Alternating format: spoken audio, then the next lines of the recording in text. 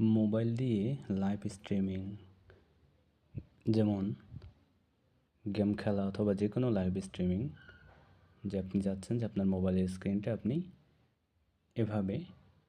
হুবহু এভাবে লাইভের মাধ্যমে দেখাবেন, তাহলে আপনাকে এই অ্যাপসটি ডাউনলোড করতে হবে। Camera FI live Google play স্টোরে পেয়ে যাবেন।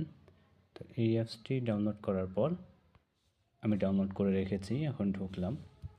যে কোনো ধরনের লাইভ স্ট্রিমিং করা যাবে এই অ্যাপ দিয়ে। তো এই অ্যাপে আসার পর এই যে এখানে আপনি ক্যামেরা চালু করলে ক্যামেরা সহ আসবে, আর শুধু স্ক্রিন থাকলে স্ক্রিন। আপনি যেহেতু মোবাইলের স্ক্রিনটা দেখাবেন, তো এখানে স্ক্রিনে ক্লিক করার পর এখানে ইউটিউব আছে, ফেসবুক আছে, যেটাতে আপনি লাইভ করতে চান সেখানে ক্লিক করে কানেক্ট করে নেবেন। ফেসবুক অ্যাপে ওই আইডিটা কানেক্ট রাখবেন এবং ফেসবুকে ক্লিক